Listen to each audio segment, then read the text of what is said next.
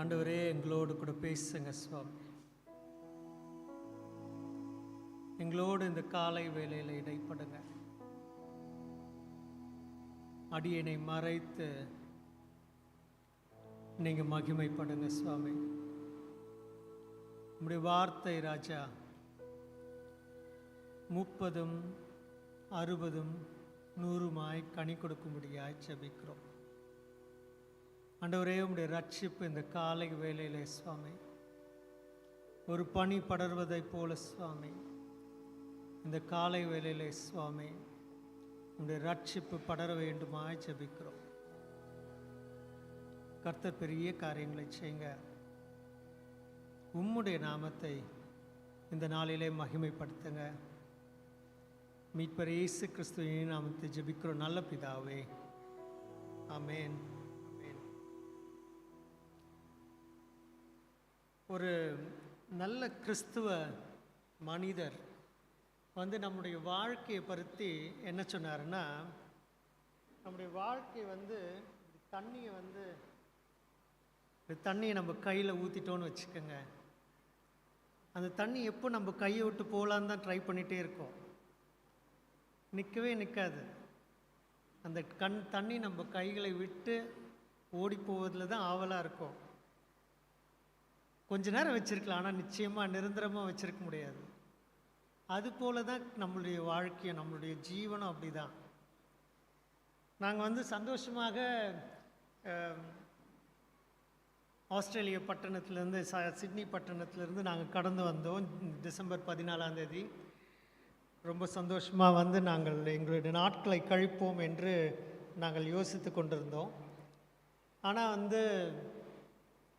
27 Christmas நல்லா சந்தோஷமாய் கொண்டாடிய பிறகு உங்களுக்கெல்லாம் அனைவரும் தெரிந்திருக்கோம், அதிகாலை 3 மணிக்கு என்னுடைய தாயாருக்கு ஹார்ட் அட்டாக் வந்துச்சு. 3 மணிக்கு தம்பி டேவிட் எழுப்புனாங்கன்னு எழுப்பிட்டு சொன்னாங்க, அம்மாவால் சுத்தமாக முடியல மாமா வாங்க அப்படின்னாங்க. போய் பார்த்த உடனே தெரிஞ்சிடுச்சு அவங்களுக்கு நிச்சயமாக ஏதோ ஹார்ட் சம்மந்தப்பட்ட காரியம்தான் என்று. இதுவரையிலும் நாங்கள் அம்மாவை தூக்குனது கிடையாது. ஆனால் ஒரு ஹார்ட் அட்டாக் இருக்கிறவங்கள நடக்கூடக்கூடாது. அவங்க இருந்தது 2வது மாடி. டேவிட் ஐயா, நம்ம ஊழியர் ஐயாவுடைய ரூமுக்கு எதிர்க்க இருந்தாங்க.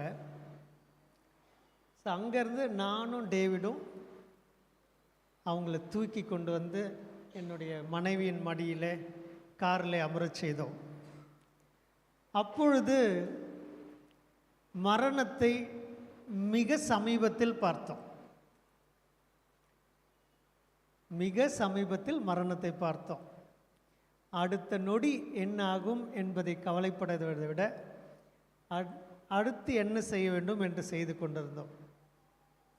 இது எதுக்கு சொல்கிறேன்னா, உலகிலேயே மிகவும் ஜனநாயகமான காரியம் எதுன்னா மரணம்தான். தவறாக நினச்சிக்காதீங்க. இங்கே இருக்கிற எல்லாருமே நம்ம எல்லாருமே அந்த கேஸ்கெட்டில் போகக்கூடிய ஆட்கள் தான்.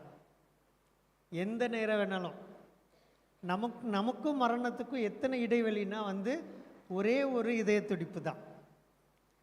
நமக்கும் மரணத்திற்கும் எத்தனை இடைவெளினா ஒரே ஒரு நாடி துடிப்பு தான். எப்பொழுது வேணாலும் மரணம் நிகழலாம். அதுதான் உலகத்திலேயே மிகவும் ஜனநாயகமான காரியம். ஏன்னா எல்லாருக்குமே மரணம் வரும். அவங்க பெரிய பிரசிடெண்ட்டாக இருந்தாலும் சரி, அவங்க ரொம்ப பணக்காராக இருந்தாலும் சரி, இறப்பது நிச்சயமான ஒரு காரியம். இதை குறித்து நான் என்ன சொல்கிறேன், எதுக்கு பேசுகிறேன்னா, நம்ம எல்லாருமே ஓடிக்கிட்டே இருக்கோம். அநேக காரியங்களை செய்து கொண்டே இருக்கோம். நமக்குன்னு முக்கியமாக இருக்கிற ஒரு 1000 காரியங்கள் இருக்கும். ஆனால் திடீர்னு அந்த மனுஷனுக்கோ அந்த மனுஷிக்கோ மரணம் சம்பவித்து விட்டால் அந்த 1000 காரியமும் நின்று விடும். ஏன்னா அதுக்கு மேலே அவங்களால எதுவுமே செய்ய முடியாது. இது ஆண்டவர் நியமித்த ஒரு காரியம். ஒவ்வொரு மனுஷனுக்கும் ஒவ்வொரு மனுஷிக்கும் ஆண்டவர் நியமித்த காரியம் மரணம். அதனால தான் இந்த காலை வேளையிலே உங்கள் மத்தியிலே நான் ரட்சிப்பை குறித்து பேச ஆசைப்படுகிறேன். ரட்சிப்பை குறித்து பேசும்போது ஜீவனை குறித்து நிச்சயமாய் பேச வேண்டும். என்னோட கூட வந்து படிங்க. 1 யோவானின் புஸ்தகம் 5ஆம் அதிகாரம் 4வது வசனம் 5வது வசனம். 1 யோவானின் புஸ்தகம் 5ஆம் அதிகாரம் 4வது வசனம். தேவனால் பிறப்பதெல்லாம் உலகத்தை ஜெயிக்கும். நம்முடைய விசுவாசமே உலகத்தை ஜெயிக்கிற ஜெயம். இயேசுவானவர் தேவனுடைய குமாரன் என்று விசுவாசிக்கிறவனே அன்றி உலகத்தை ஜெயிக்கிறவன் யார்? உலகத்தை ஜெயிக்கிறவன் யார்? அதுதாங்க ஃபார்முலா. ஆண்டவர் நமக்கென்று வகுத்த ஃபார்முலா இதுதான். எல்லோரும் வந்து இறந்து போனாலும் அந்த இறந்து போனதற்கு அப்புறம் ஒரு பிரிட்ஜ் இருக்கு. அந்த பிரிட்ஜ் வந்து நீங்கள் வந்து நரகத்துக்கு போகிறீங்களா இல்லை வந்து பரலோகத்துக்கு ஆண்டவரோடு போகிறீங்களான்றதை நியமிக்கும். அந்த பிரிட்ஜ் எப்படி கடக்க போகிறோம் என்பது இந்த வசனத்தில் இருக்கு. அந்த சூட்சமம் இந்த வசனத்தில் இருக்கு. தேவனால் பிறப்பதெல்லாம் உலகத்தை ஜெயிக்கும். தேவனால் பிறப்பதெல்லாம் உலகத்தை ஜெயிக்கும். இந்த உலகம் எதை நிர்ணயிக்குது இறுதியாக நமக்கு எல்லாருக்கும் வந்து மரணத்தை நிர்ணயிக்குது. கரெக்டா? அதுதான் இந்த உலகம் இறுதியாக நிர்ணயிக்கு. நம்ம அநேக காரியங்கள் போராடி கொண்டிருந்தாலும் இறுதியில் எல்லோருக்கும் மரணம் வந்து நடக்க தான் போகுது. அது பேசாமல் அதை குறித்து பேசாமல் இருக்கிறதுல வந்து அது வந்து நடைமுறையே அல்ல. நிச்சயமாக பேச வேண்டும். ஸோ என்ன சொல்லுது? தேவனால் பிறப்பதெல்லாம் உலகத்தை ஜெயிக்கும். உண்மையாகவே நீங்கள் தேவனால் பிறந்திருப்பீர்கள் என்றால் நீங்கள் இந்த உலகத்தை ஜெயிப்பீங்க. அப்போ அந்த பிரிட்ஜை கடந்து நீங்கள் வந்து பரலோகத்திற்கு இருக்க வழிக்கு சரியாக போகுவீங்க. தேவனால் பிறப்பதெல்லாம் உலகத்தை ஜெயிக்கும். நம்முடைய விசுவாசமே உலகத்தை ஜெயிக்கிற ஜெயம். இயேசுவானவர் தேவனுடைய குமாரன் என்று விசுவாசிக்கிறவனே அன்றி உலகத்தை ஜெயித்தவன் யார்? என்ன அருமையாக போட்டு பாருங்க. இயேசுவானவர் தேவனுடைய குமாரன் என்று விசுவாசிக்கிறவனே அன்றி உலகத்தை ஜெயித்தவன் யார்? நீங்க என்ன நன்மை வேணாலும் பண்ணியிருக்கலாம். நீங்க 1000 நன்மைகள் பண்ணியிருக்கலாம். இதை குறித்து தான் நம்ம பேசணும். நம்ம எல்லாம் ரிலேட்டிவ்லி தான் குட். மற்றவர்கள் காட்டிலும் நம்ம சிறந்தவர். நம்மை காட்டிலும் மற்றவர்கள் சிறந்தவர்கள் இருக்கிறாங்க. நீங்கள் என்ன நன்மையான காரியங்களை செய்தாலும் இந்த உலகத்தை ஜெயிக்க முடியாதுங்க. எப்படி உலகத்தை ஜெயிக்க முடியும்?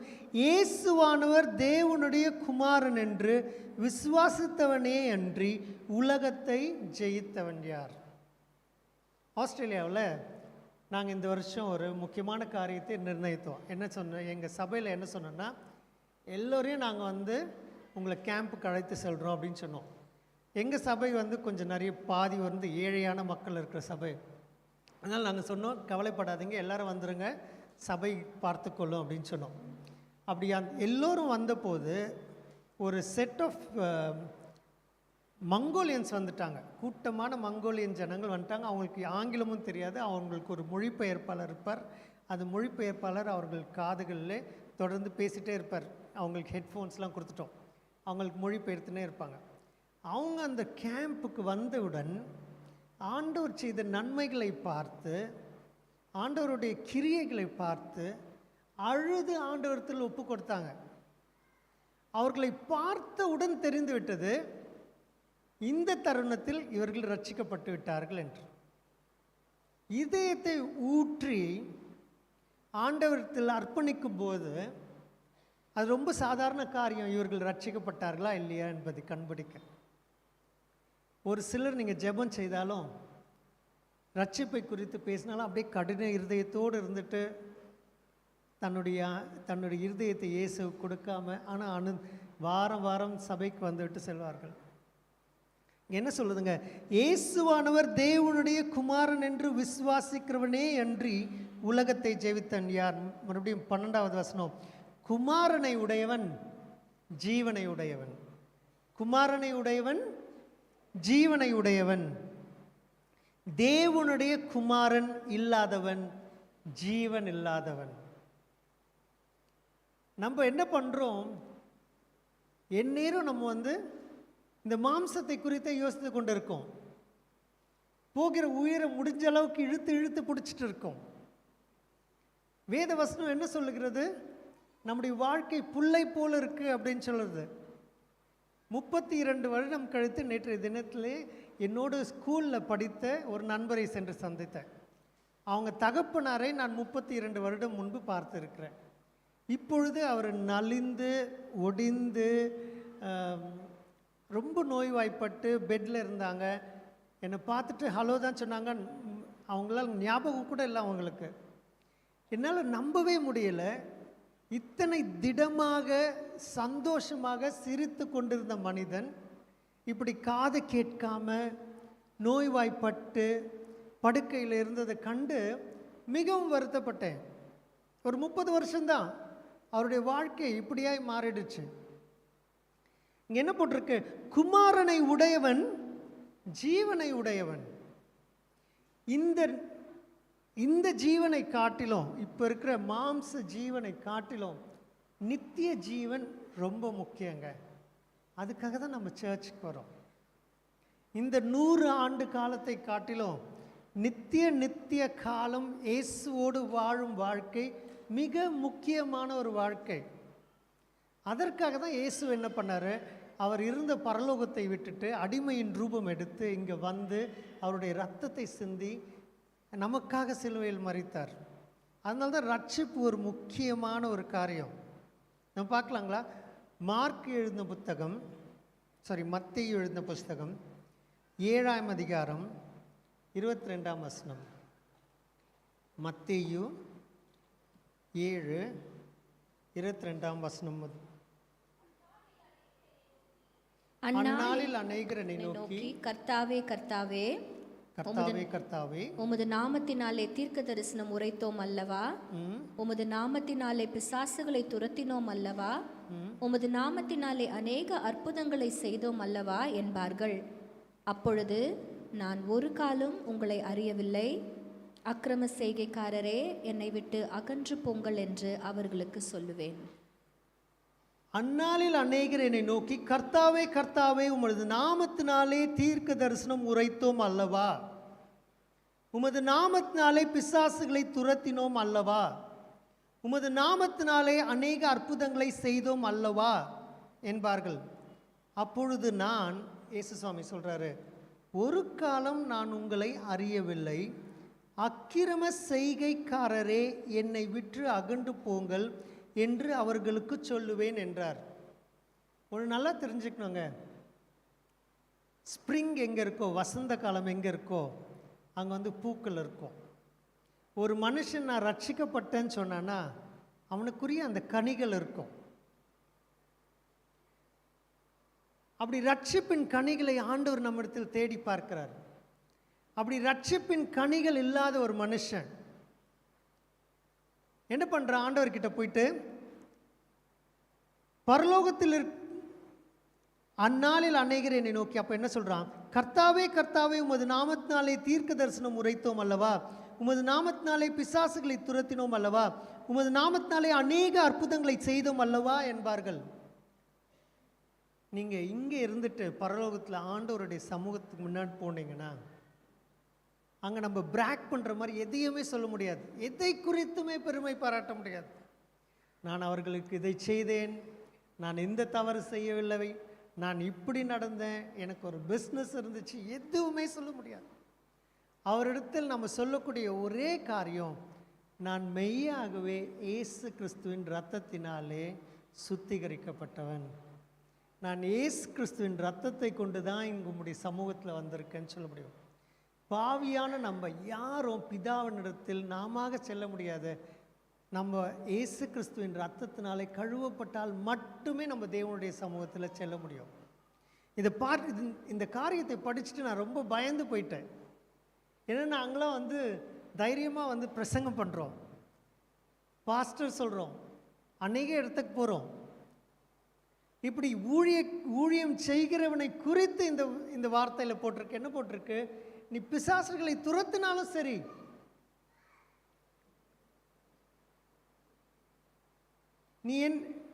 நீ கர்த்தாவே கர்த்தாவேன்னு கூப்பிட்டாலும் சரி, ஆனால் நீ என் சித்தத்தின்படி நடவாமல் அக்கிரமக்காரரின் சித்தத்தின்படி நீ நடந்தனா எனக்கும் உனக்கும் பங்கு இல்லைன்னு சொல்லி ஆண்டவர் சொல்றார். எத்தனை ஒரு வேதனையான ஒரு காரியம் பார்த்தீங்களா?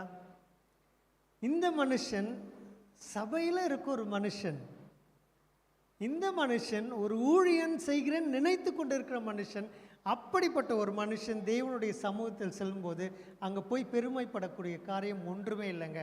அங்கே போய் சொல்லக்கூடிய ஒரே காரியம் என்னென்னா, நான் கிறிஸ்துவின் இரத்தத்தினாலே சுத்திகரிக்கப்பட்டவன். ரட்சிப்பை குறித்து பேசும்போது ஜீவன் மிக முக்கியம். தேவனால் பிறப்பதெல்லாம் உலகத்தை ஜெயிக்கும். தேவனால் பிறப்பதெல்லாம் உலகத்தை ஜெயிக்கும். அநேக காரியங்களை நோக்கி இந்த காலகட்டத்தில் நம்ம ஓடிக்கொண்டே இருக்கோம். அநேக காரியங்களை குறித்து சிந்தித்து கொண்டோ செயல்பட்டு கொண்டோ இருக்கோம். ஆனால் நம்ம மறந்து போகிற ஒரு முக்கியமான காரியம் என்னென்னா, death is a democratic thing. நிச்சயமாகவே எல்லோருக்கும் மரணம் உண்டு. இயேசு கிறிஸ்து அதுக்கு முன்பாக நமக்கு வந்துட்டாருன்னா நம்ம தப்பிச்சோம். அதுவும் எப்படி இருக்கும்னு நமக்கு முழுமையாக தெரியாது. ஆனால் வாழ்க்கையில் நமக்கு நடக்க போகிற சம்பவிக்க போகிற ஒரு முக்கியமான காரியத்தை குறித்து நாம் எல்லாருமே மறந்துவிட்டு மற்ற காரியங்களை குறித்து ஓடிக்கொண்டே இருக்கிறோம். ஆண்டவர் சொல்லுகிற காரியம், தேவனால் பிறப்பதெல்லாம் உலகத்தை ஜெயிக்கும். சென்ற வாரம் இதை குறித்து பார்த்தோம். இதை மீண்டுமாய் பார்ப்போம். மார்க் எழுதின புத்தகம் 10ஆம் அதிகாரம் 17ஆம் வசனம் முதல் 27ஆம் வசனம் வரை.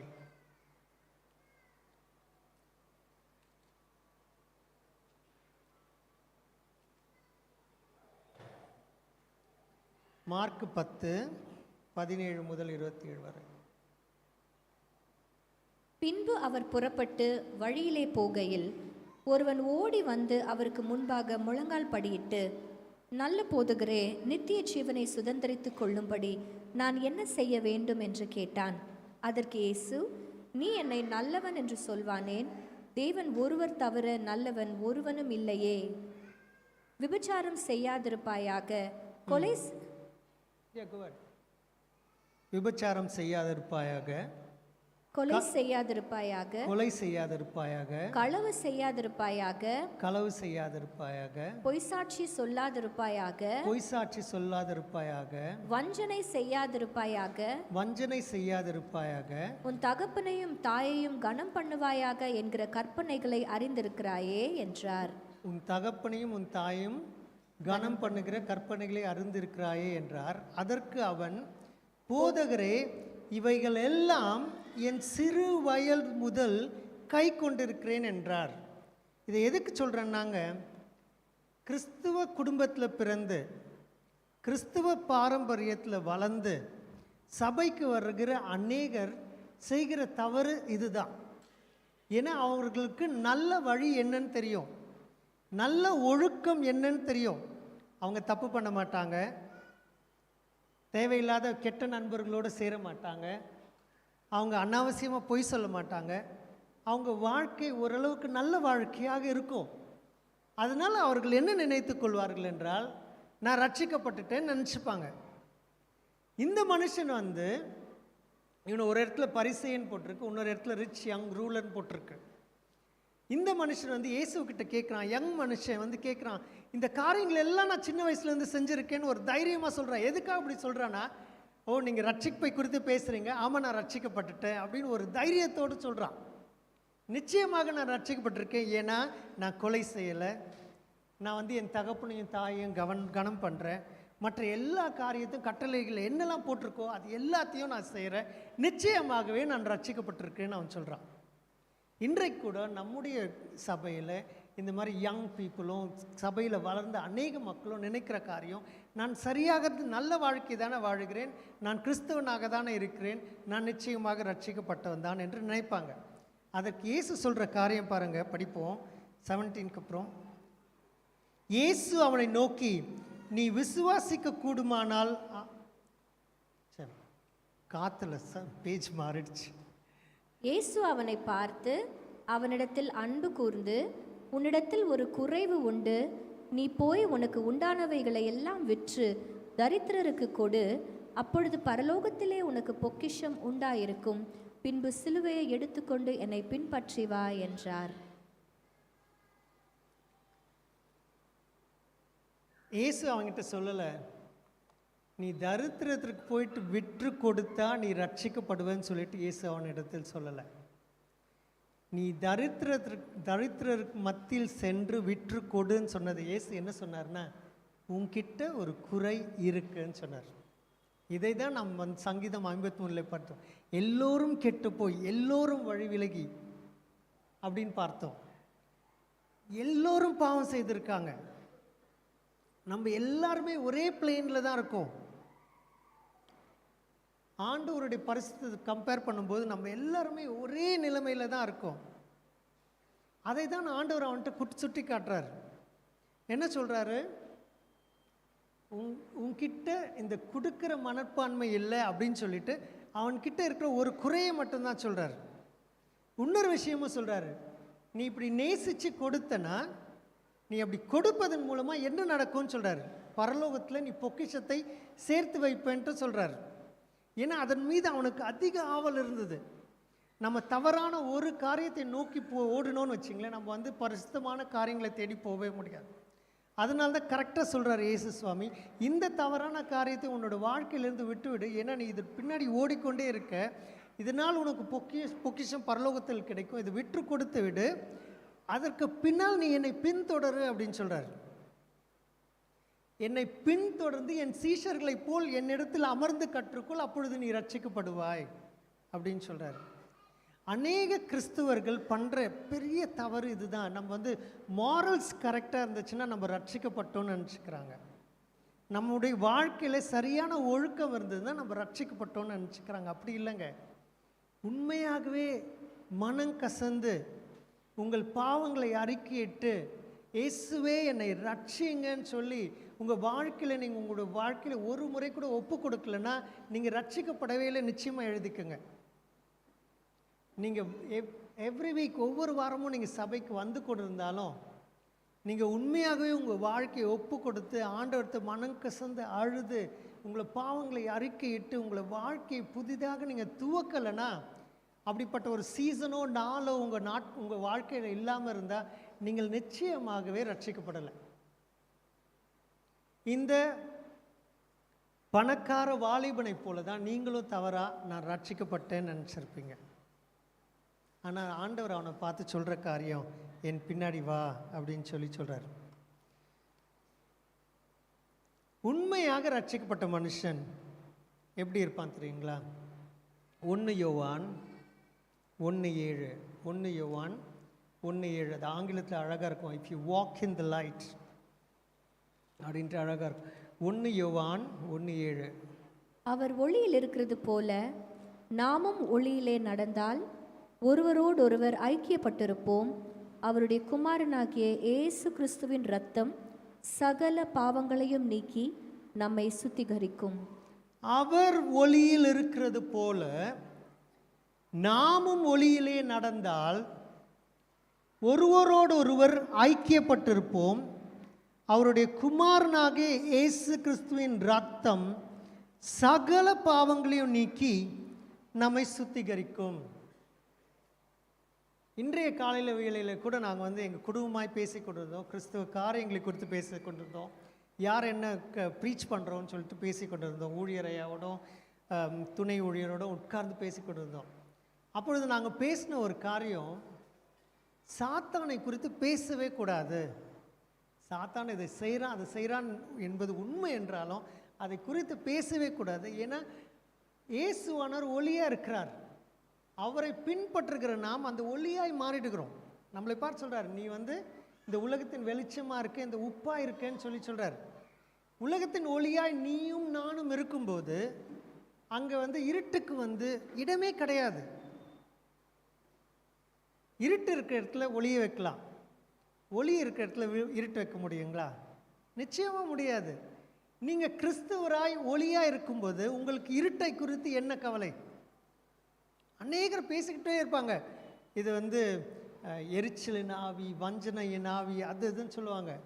எதுக்கு அதை குறித்து பேச வேண்டும்? நீங்கள் தான் ஒளியாக இருக்கீங்களே, அது போதும். 1:7 என்ன சொல்லுது? அவர் ஒளியில் இருக்கிற போது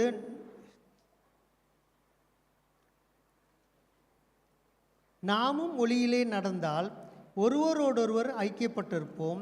அவருடைய குமாரனாகிய இயேசு கிறிஸ்துவின் ரத்தம் சகல பாவங்களையும் நீக்கி நம்மை சுத்திகரிக்கும். அவருடைய குமாரனாகிய இயேசு கிறிஸ்துவின் ரத்தம் சகல பாவங்களையும் நீக்கி நம்மை சுத்திகரிக்கும். அதுதான் உண்மையான ரட்சிக்கப்பட்ட ஒரு மனிதனுக்கு அடையாளம். நீங்கள் ஒரு ஒளியாய் மாறிவிடுவீர்கள். இப்படி உண்மையான ரட்சிக்கப்பட்ட மனுஷனுடைய வாழ்க்கை எப்படி இருக்கும்னு சொல்லி பார்க்கலாம். அப்போஸ்தலர் 9:18, 17 17 பவுல் ரட்சிக்கப்பட்டுறார்.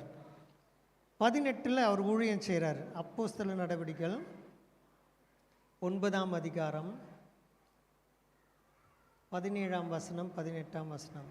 அப்பொழுது அனனியா போய் வீட்டுக்குள் பிரவேசித்து அவன் மேல் கையை வைத்து, சகோதரனாகிய சவுலே, நீ வந்த வழியிலே உனக்கு தரிசனமான இயேசுவாகிய கர்த்தர் நீ பார்வை அடையும் படிக்கு பரிசுத்த ஆவியினாலே நிரப்பப்படும் படிக்கும் என்னை அனுப்பினார் என்றான். உடனே அவன் கண்களிலிருந்து மீன் செதில்கள் போன்றவைகள் விழுந்தது. அவன் பார்வை அடைந்து எழுந்திருந்து ஞானஸ்நானம் பெற்றான். அடுத்த வசனம் படிங்க. பின்பு அவன் போஜனம் பண்ணி பலப்பட்டான். சவுல் தமஸ்குவில் உள்ள சீஷருடனே சில நாள் இருந்து தாமதமின்றி கிறிஸ்து தேவனுடைய குமாரன் என்று ஆலயங்களிலே பிரசங்கித்தான். 20ஆம் வசனம் என்னங்க போட்டிருக்க? தாமதமின்றி கிறிஸ்து தேவனுடைய குமாரன் என்று ஆலயங்களிலே பிரசங்கித்தான். சிஎஸ்ஐ முடிச்சூர் சபையே, அநேக அருமையான ஊழியக்காரர்கள் உங்கள் மத்தியில் பேசுகிறாங்க. உங்களுடைய ஊழியக்காரர்களே ஒரு செலிப்ரிட்டிஸ் தான். ஒரு அருமையான ஒரு ரெவரண்ட் உங்கள் மத்தியில் இருக்காங்க. ஒரு அருமையான ஊழியர் உங்கள் மத்தியில் இருக்காங்க. உங்கள் சபையில் இத்தனை காரியம் நடந்துட்டு இருக்கு. உங்கள் வாழ்க்கை எப்படி இருக்கணும்? தாமதமின்றி இருக்கணும். நம்முடைய வாழ்க்கை எப்படி இருக்கு? ஒரு தண்ணீர் போல எப்போ நம்ம கைகளை விட்டு ஓடி போலான்னு இருக்கு. இந்த பிரபஞ்சத்தில் ஆண்டவர் நமக்கு கொடுத்த காலங்கள் வெகு சில. அது வினாடிகளா, நொடிகளா, மணி நேரமா, நாட்களா, வருஷங்களா நமக்கு தெரியாது. நமக்கெல்லாம் அடுத்த மூச்சு, அடுத்த ஹார்ட் பீட் அதுதான் தெரியும். இப்படிப்பட்ட நிலைமையில் நம்ம எப்படி ஒரு துணிகரமாக ஆண்டவருக்கென்று நம் ஊழியம் செய்யணும்? இந்த கடைசி காலங்களில் ஆண்டவரை அறியாத மக்கள் அவர்கள் சார்ந்த காரியங்களில் என்னென்னமோ செய்து கொண்டிருக்காங்க, வைராக்கியத்துடன் செய்து கொண்டிருக்காங்க. நம்ம எப்படி இருக்கணும்? பவுல் எப்படி இருந்தார்?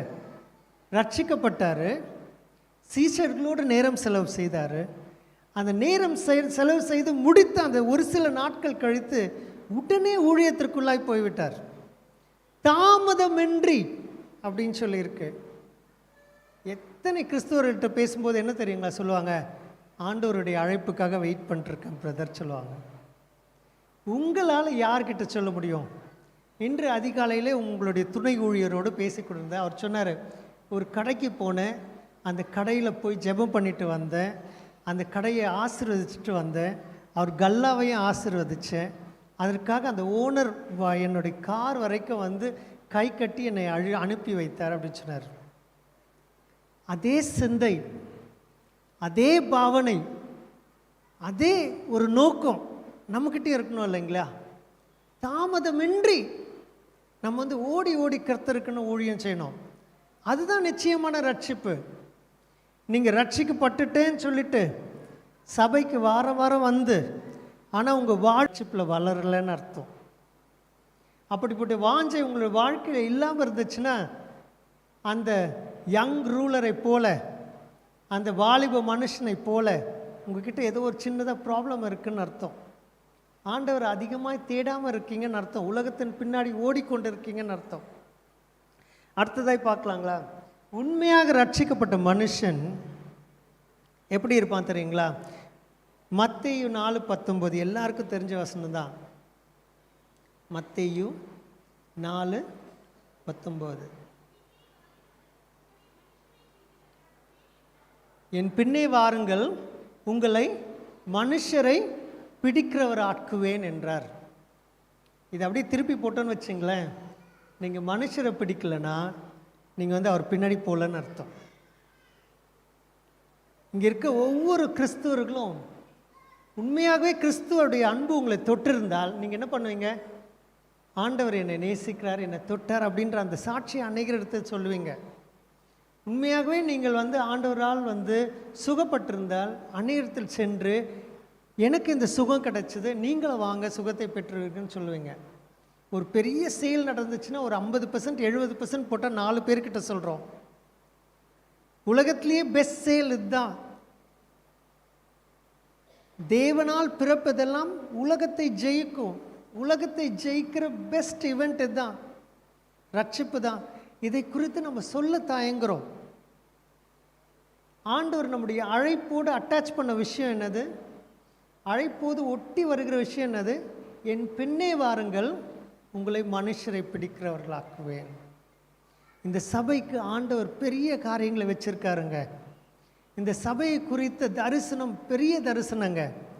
இந்த முடிச்சுரை சுற்றி இருக்கிற பகுதிகளிலும் நடக்கவிருக்கிற காரியங்கள், இன்னும் அநேக காரியங்கள் காத்துக்கிட்டு இருக்கு. ஆனால் இந்த சபையில் அமர்ந்திருக்கிற உங்கள் ஒவ்வொருவர்கிட்டையும் அந்த மேண்டல் இருக்கு. அதை எடுத்துக்கொண்டு ஓட வேண்டிய அந்த நாட்கள் நெருங்கி விட்டன. ஜீவனும் ஓடிக்கிட்டே இருக்கு. காலங்கள் பிரயோஜனப்படுத்துறது நம்ம கைகளில் தான் இருக்கு. என் பின்னே வாருங்கள், உங்களை மனுஷரை பிடிக்கிறவர்களாக்குவேன் என்றார். அடுத்து ரட்சிக்கப்பட்ட மனுஷன் எப்படி தெரியுங்களா இருப்பான்? ஒரு பெண்ணை ஆண் நேசிப்பது போல உண்மையாகவே தேவனை நேசிப்பான். நமக்கு எல்லாம் தெரிஞ்ச ஒரு சங்கீதம் 91:1, உன்னதமானவரின் மறைவில் இருக்கிறவன் சர்வ வல்லவருடைய நிழலில் தங்குவான். நீங்கள் கர்த்தருடைய நிழலில் இருக்கீங்களா? ஆண்டவருடைய பாதுகாப்பில் இருக்கீங்களா? உங்களை சுற்றிலும் ஒரு 100 பேர் ஆர்மி மக்கள் இருந்தால் எவ்வளோ ஒரு தைரியம் இருக்கும். ஏன்னா உங்களுக்கு சுற்றிலும் யாருமே வர முடியாதுன்னு ஒரு நிம்மதியாக தூங்குவீங்க. அப்படி தான் ஆண்டவருடைய ஏஞ்சல்ஸும் ஆண்டவருடைய பாதுகாப்பும் ஒரு பாதுகாப்பின் வளையமும் நம்மை சுற்றிலும் இருக்கிறது. ஆண்டவருடைய தயவு நம்மை சுற்றிலும் இருக்கிறது. நல்லவன் கர்த்தரிடத்திலிருந்து தயை பெறுகிறான். அப்படிப்பட்ட தயை நம்மளை சுற்றிலும் இருக்கு. ஸோ நீங்கள் நிச்சயமாகவே ரட்சிக்கப்பட்ட ஒரு மனுஷியாக இருப்பீங்கன்னா அதிகாலை நீங்கள் எழுந்தவுடன் நீங்கள் தேடுகிற காரியம் இயேசுவாக தான் இருக்கும். நீங்கள் உண்மையாகவே ஆண்டவரை நேசிக்கிற மனுஷியாக இருப்பீங்கன்னா உங்களுக்கு பிரச்சனைன்னு வரும்போது நீங்கள் தேடி ஓடுவது மனுஷனாக இருக்காது, நீங்கள் தேடி ஓடுவது ஆண்டவராக தான் இருக்கும். உங்களுக்கு ஆண்டவர் அநேக தரிசனங்களையும் ஆண்டவர் உங்களுக்கு நிறைய வாக்குத்தத்தங்களை கொடுத்திருந்தாலும் அதை நிறைவேறும் வரைக்கும் உங்களுடைய விசுவாசம் ஆண்டவரை நோக்கி மட்டும்தான் இருக்கும். அடுத்து ரட்சிக்கப்பட்ட மனுஷன் எப்படி இருப்பான் தெரியுங்களா? நம்ம ஏற்கனவே பார்த்தோம். யோவான் 8:31-32 பார்த்தோம். இயேசு தம்மை விசுவாசித்த சீஷர்களை நோக்கி, மெய்யாகவே நீங்கள் என்னுடைய உபதேசத்தில் நிலைத்திருந்தால் என் சீஷராக இருப்பீர்கள் அப்படின்னு சொன்னார். அந்த யூதர்களை பார்த்து அவர் சொன்ன காரியம் அதுதான். மெய்யாகவே நீங்கள் என்னுடைய உபதேசத்தில் நிலைத்திருந்தால் என்னுடைய சீஷராக இருப்பீர்கள் அப்படின்னார். நம்ம ஆண்டவருடைய உபதேசத்தில் நிலைத்திருக்கோமா? சகோதரனே சகோதரியே, நம்ம ஆண்டவருடைய உபதேசத்தில் நடக்கிறோமா? ஆண்டவரை குறித்து அந்த வாஞ்சை நம்முடைய வாழ்க்கையில் இருக்கா? ஆண்டவருக்காக ஓடணும், பிழைக்கணுன்ற எண்ணம் நமக்குள்ளே இருக்கா? என்னுடைய வாழ்க்கை என் கைகளை விட்டு ஓடிக்கொண்டே இருக்கிறது, என்னுடைய நிமிடங்கள் கடந்து கொண்டே இருக்கிறது, என்னால் முடிந்த காரியத்தை ஆண்டவருக்குன்னு செய்யணுன்ற அந்த வாஞ்சை இருக்கா? என்னை பின்பற்றுங்கள், நாங்கள் உங்களை மனுஷரை பிடிக்கிறவர்கள் அப்படின்னு ஆண்டவர் சொல்லியிருக்காரு. உங்கள் கைகளில் எத்தனை ஆத்துமாக்கள் இருக்கிறது? நீங்கள் செல்கிற இடங்களில் மற்றவர்கள் செல்ல முடியாது. நீங்கள் பேசுகிற ஒரு சில மக்களோடு மற்றவர்கள் பேச முடியாது. உங்களுடைய ஒரு சில நண்பர்களோடு வேறு யாருமே பேச முடியாது. உங்களால் மட்டுமே அவர்களை ஆயத்தம் பண்ண முடியும். யோவான் 4:35 இப்படியே போட்டிருக்கு.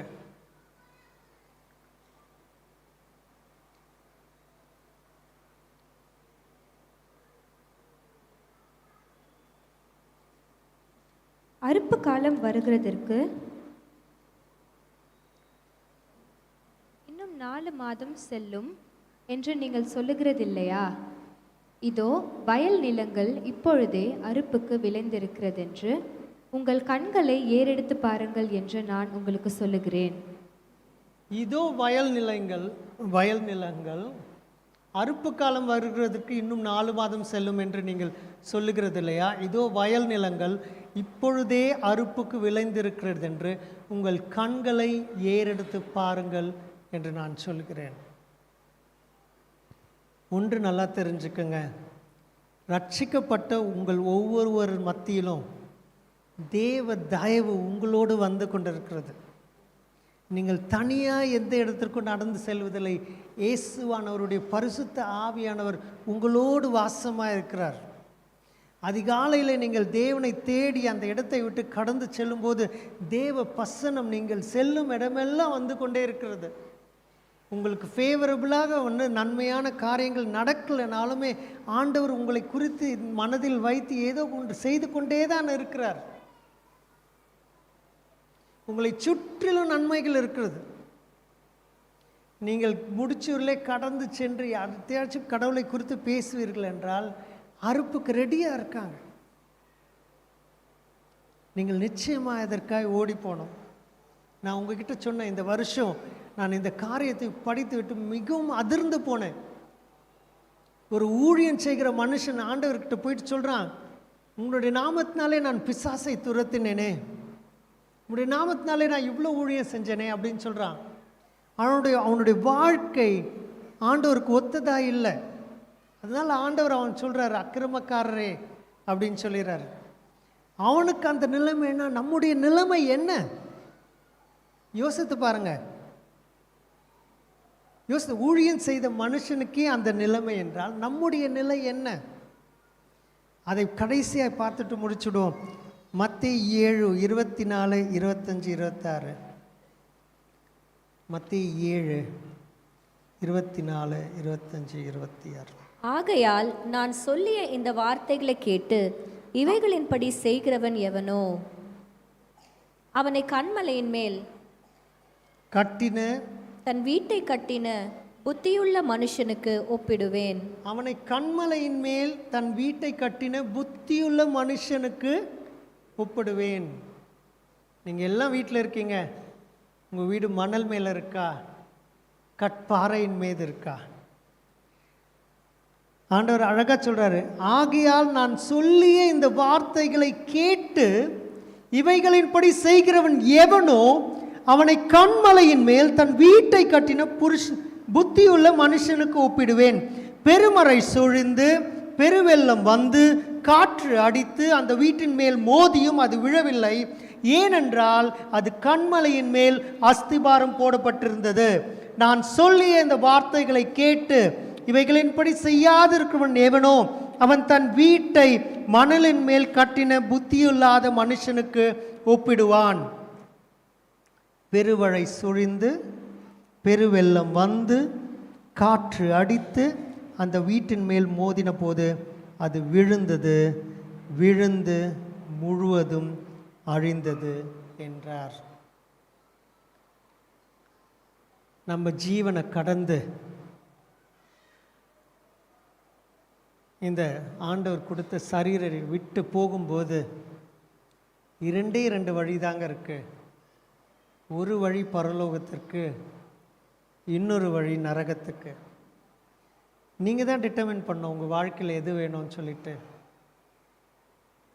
ஆண்டவர் சொல்கிறாரு, அனலும் இல்லாமல் குளிரும் இல்லாமல் இருந்தால் வாந்தி படி போடுவேன்றார்.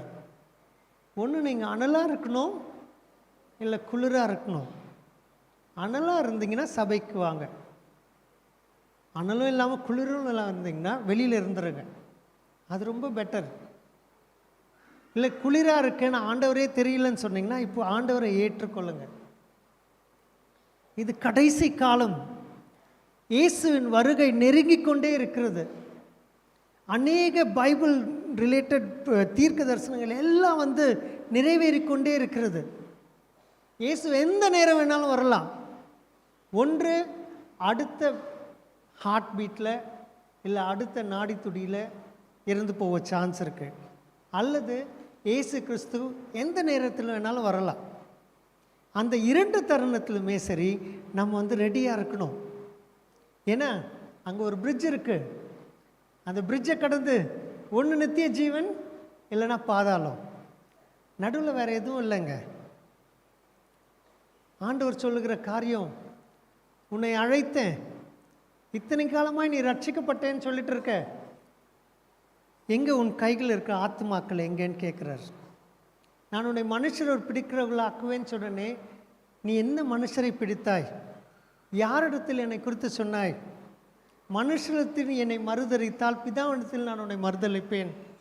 மனுஷரிடத்தில் நீ என்னை அறிக்கை செய்தால் பிதாவிடத்தில் நான் உன்னை அறிக்கை செய்வேன் அப்படின்றார். ஆண்டவர் செய்த நன்மைகள் 1000, ஆண்டவர் செய்த தயவு 1000, ஆண்டவர் கொடுத்த காரியங்கள் 1000. ஆனாலும் நம்ம என்ன பண்ணிட்டு இருக்கோம்? அடுத்த 1000த்திற்கு ஓடிக்கொண்டிருக்கிறோம், அடுத்த காரியத்திற்கு ஓடிக்கொண்டிருக்கிறோம். ஆனால் நம்முடைய வாழ்க்கை தண்ணீரை போல நம்ம கைகளை விட்டு ஓடிக்கொண்டே இருக்கிறது. கடைசி காலங்கள், ஆண்டவர் எப்பொழுது வேணாலும் கடந்து வரலாம். இந்த காலங்களில் தேவனை நேசிக்கும் மனுஷனாய் நீங்கள் இருக்கீங்களா? நான் வந்து யூத்தில் இருந்தேன், நான் வந்து மென்ஸ் குரூப்பில் இருந்தேன், நான் லேடிஸ் குரூப்பில் இருந்தேன், நான் இதை செய்தேன் அதை செய்தேன், எதுவுமே சொல்ல முடியாதங்க. ஆண்டவருடைய இரத்தத்தினாலே நீங்கள் கழுவப்பட்டு இருக்கிறீர்களா? அதுதான் உண்மையான ரட்சிப்பு. நீங்கள் என் வார்த்தையின்படி நடந்தால் மெய்யாகவே என் சீஷராக இருக்கிறீர்கள். எழுந்து நின்று ஜெபம் செய்வோங்களா? கண்களை மூடுவோம்,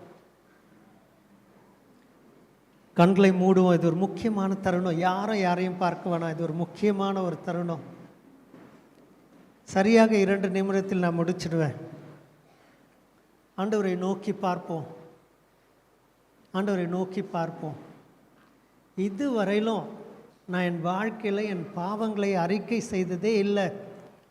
இதுவரையிலும் நான் ஆண்டவரிடத்தில் மனம் விட்டு மனம் கசந்து அழுது அறிக்கை செய்ததே இல்லை என்று இருக்கிறவர்கள் உங்கள் கைகளை உயர்த்தி ஆண்டவரிடத்தில் அறிக்கை செய்யுங்க.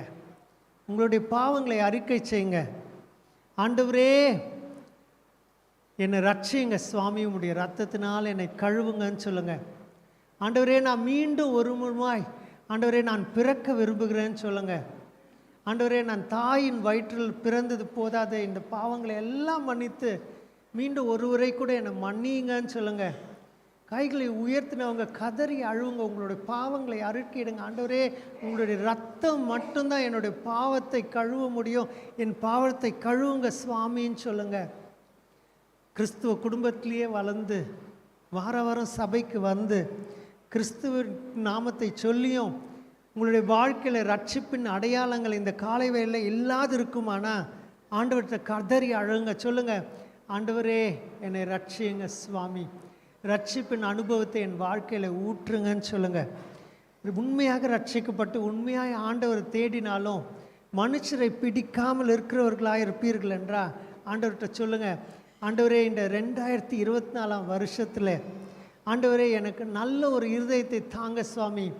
ஆண்டவரே கல்லான இருதயத்தை எடுத்து போட்டு ஆண்டவரே சதையான இருதயத்தை எனக்கு தாங்க சுவாமின்னு சொல்லுங்கள். ஆண்டவரே மனுஷரை பிடிக்கிறவர்களா என்னை மாற்றுங்கன்னு சொல்லுங்கள். ஆண்டவரே ஆத்துமாக்களை ஆதாயம் பண்ணுகிற கிருபை எனக்கு தாங்கன்னு கேளுங்க. இந்த காலை வேளையில் ஆண்டவரை நோக்கி பாருங்கள். ஆண்டவரே பரிசுத்தமாய் நீர் இந்த காலை வேளையில் நீர் இறங்கும்படியாய் ஜெபிக்கிறோம். ஆண்டவரே ஆத்தும வாஞ்சை எங்கள் வாழ்க்கையில் ஊற்றும்படியாய் ஜெபிக்கிறோம். ஆண்டவரே உண்மையாய் நேசிக்கிற, ஆண்டவரே உண்மையாய் உம்மை நேசிக்கிற மனுஷியாய் எங்களை மாற்றும்படியாய் ஜெபிக்கிறோம். ஆண்டவரே எங்கள் இருதயத்துக்குள்ளாய் நீங்கள் பேசுங்க சுவாமி. ஆண்டவரே ஜீவ ஊற்று எங்களிடத்திலிருந்து புறப்பட்டு ஓடும்படியாய் ஜெபிக்கிறோம் சுவாமி. அந்த ஜீவ ஊற்று புறப்பட்டு ஓடி சுவாமி இந்த முடிச்சூர் எங்கிலும் சுவாமி நிரப்பும்படியாய் ஜெபிக்கிறோம் சுவாமி. எங்களுடைய வாழ்க்கையை பார்த்து ஆண்டவரே அநேகர் கிறிஸ்துவுக்குள்ளாய் ஆண்டவரை கடந்து வரத்தக்கதாக எங்கள் வாழ்க்கைகளை நீர் ஆசீர்வதிக்கும்படியாக ஜெபிக்கிறோம். கைகளை நோக்கி ஆண்டவரை பாருங்கள், ஆண்டவர்கிட்ட கேளுங்க, இயேசுவேன்னு கூப்பிடுங்க. இது உண்மையான தருணம். இது உங்களுக்கும் ஆண்டவருக்கும் மத்தியில் இருக்கிற தருணம். இந்த தருணத்தை விட்டு விடாதீங்க. உங்கள் வாழ்க்கையில் நீங்கள் அறிக்கை செய்யணுன்னா அறிக்கை செய்யுங்க. ஆண்டவரே என் கூட பேசுங்கன்னு சொல்லுங்கள். கர்த்தாவே நீங்கள் பேசுங்க சுவாமி, நீங்கள் இடைப்படுங்க ராஜா, எங்களுடைய வாழ்க்கையை மாற்றுங்க. இன்னும் கூட சுவாமி நாங்கள் மண்டை நெருங்கி வரத்தக்கதாய் சுவாமி நீங்கள் ஆண்டவரே இந்த காலை வேளையிலே எங்கள் இருதயங்களை பேசும்படியாய் ஜெபிக்கிறோம். ஆண்டவரே பெரிய காரியங்களை செய்யுங்க ராஜா. உம்முடைய நாமம் சுவாமி மகிமைப்படட்டும் ராஜா, மகிமைப்படுங்க ராஜா. ஏசு கிறிஸ்துவின் நாமத்தில் ஜெபிக்கிறோம் பிதாவே.